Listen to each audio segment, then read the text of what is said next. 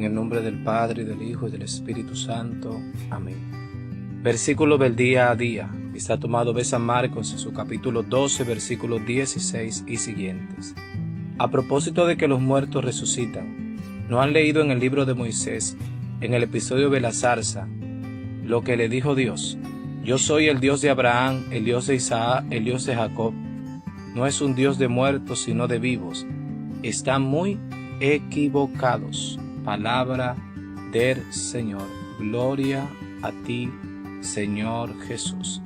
En el día de hoy, queridos hermanos, nos encontramos con Jesús en un diálogo con los saduceos, los cuales no creían en la resurrección. Los saduceos son descendientes del sumo sacerdote Sadoc del tiempo de Salomón. Ellos no creían en la resurrección, tampoco en los espíritus y en los ángeles.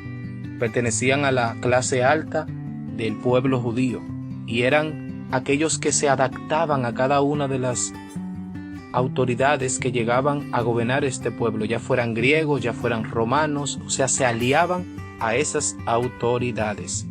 Si miramos a los fariseos desde afuera, pudiéramos decir que eran personas que no estaban viviendo a plenitud su fe, sino que más bien eran políticos religiosos o ricos religiosos. ¿Cuántas personas necesitamos comprender que el creer en Dios debe de cambiar nuestra vida? No es una ideología, sino que es un modo de vida. Es importante que permitamos que la palabra de Dios se arraigue en nuestro corazón, en nuestra vida. Y Jesús hoy nos da la luz de cómo podemos arraigar esa palabra en nuestras vidas. Jesús va a citar aquel pasaje de Moisés en la zarza, ese encuentro con Dios, cuando Dios le dice: yo soy el Dios de Abraham, de Isaac y de Jacob. ¿Y qué significa esto? Estos son los patriarcas del pueblo de Israel. Abraham, que fue llamado en el capítulo 12 del Génesis a abandonarlo todo y a dejarse guiar por el Señor hacia la tierra prometida.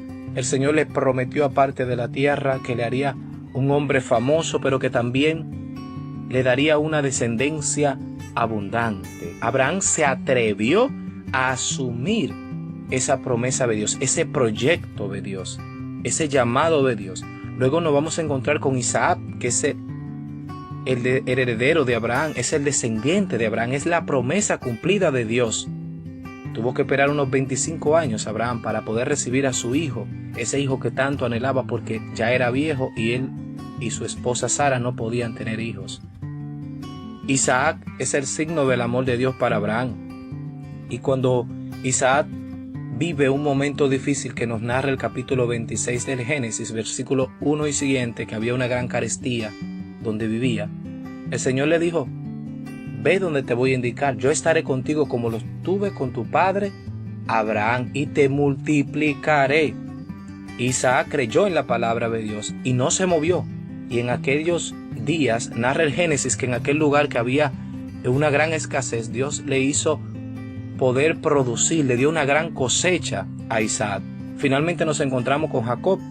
Sabemos que Jacob va a vivir una vida un poquito disociada del Señor, va a engañar a su padre Isaac, va a engañar a su hermano Esaú para robarle la primogenitura, para robarle luego la bendición, y va a huir. Y cuando huye, en el capítulo 28 del Génesis, se va a encontrar con Dios en un lugar llamado Betel, casa de Dios. Y allí el Señor le dice: no te dejaré, yo estaré contigo, no te dejaré ni te abandonaré hasta cumplirte todo lo que te he prometido. Hay algo común que se repite en la vida de Isaac y de Jacob. Y es que en atención a Abraham, el Señor los bendijo, los acompañó y nunca los abandonó. Queridos hermanos, con estas palabras Jesús nos da a entender que Dios es un Dios de vivo.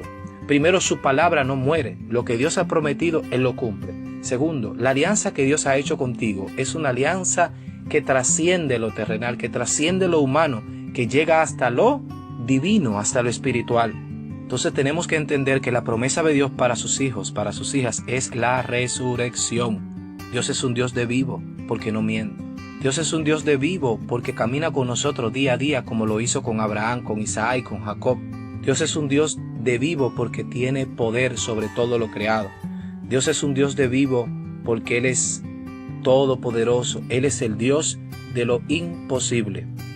Y finalmente, queridos hermanos, Dios es un Dios de vivo porque cumple lo que promete. Aunque pase el tiempo, aunque tú mueras, aunque yo muera, su palabra se cumplirá. Amén. Amado Jesús, te pedimos que nos ayudes a comprender cada día que tú eres un Dios de vivo y no de muertos. Que tú nos has prometido darnos la eternidad y esa eternidad la recibiremos si somos fieles a tu palabra. Por tanto, te pedimos que nos dé la gracia de la perseverancia y de la fidelidad. Amén. Propósito del día: no olvidar que Dios está vivo. Yo soy tu amigo y hermano misionero y te invito a apoyar la evangelización suscribiéndote a nuestro canal de YouTube En Camino a la Casa del Padre. Juntos vamos a sembrar la semilla del reino de Dios. El Señor te bendiga.